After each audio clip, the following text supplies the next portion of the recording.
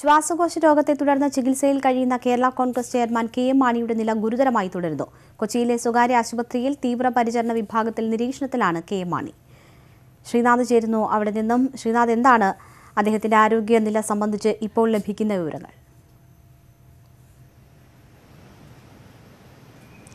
Renuka, K M. മാണിയുടെ ആരോഗ്യനിലയിൽ അല്പം പുരോഗതിയുണ്ട് എന്ന ശുഭകരമായ വാർത്തയാണ് ഇപ്പോൾ നൽകാൻ കഴിയുന്നത്. അദ്ദേഹം ശ്വാസോച്ഛ്വാസം കൃത്രിമ മാർഗത്തിലല്ലാതെ സാധാരണ നിലയിൽ തന്നെ ഇപ്പോൾ നടക്കുന്നുണ്ട് എന്നുള്ളതാണ് ആശുപത്രി വൃത്തങ്ങൾ അറിയിക്കുന്നത്. അതേപോലെ തന്നെ അദ്ദേഹത്തിന് ട്യൂബ് വഴി ആഹാരം നൽകുന്നുണ്ട്. വിളിക്കുമ്പോൾ അദ്ദേഹം വിളി കേൾക്കുന്നുമുണ്ട്. ആളുകളെ തിരിച്ചറിയാൻ കഴിയുന്നില്ലെങ്കിലും അദ്ദേഹം പ്രതികരിക്കുന്നുണ്ട് എന്നുള്ളത് വളരെ പോസിറ്റീവായ കാര്യമായിട്ടാണ് ആശുപത്രി അധികൃതർ പറയുന്നത്. ഏതായാലും അദ്ദേഹത്തിൻ്റെ 2 വൃക്കകളുടെയും പ്രവർത്തനം തകരാറിലാണ്. അതിനുള്ള ഡയാലിസിസ് സംവിധാനം നടക്കുന്നുണ്ട്.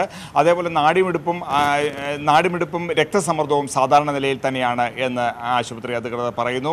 ഏതായാലും അദ്ദേഹം ഗുരുതരാവസ്ഥയിലാണെങ്കിൽ തന്നെയും ചില പോസിറ്റീവായ സൂചനകൾ അദ്ദേഹത്തിൻ്റെ ആരോഗ്യസ്ഥിതിയെ സംബന്ധിച്ച് ഇപ്പോൾ പുറത്തു വരുന്നുണ്ട്. രേണുക, എൻ. ശ്രീനാഥ് വിവരങ്ങൾ നൽകിയത്.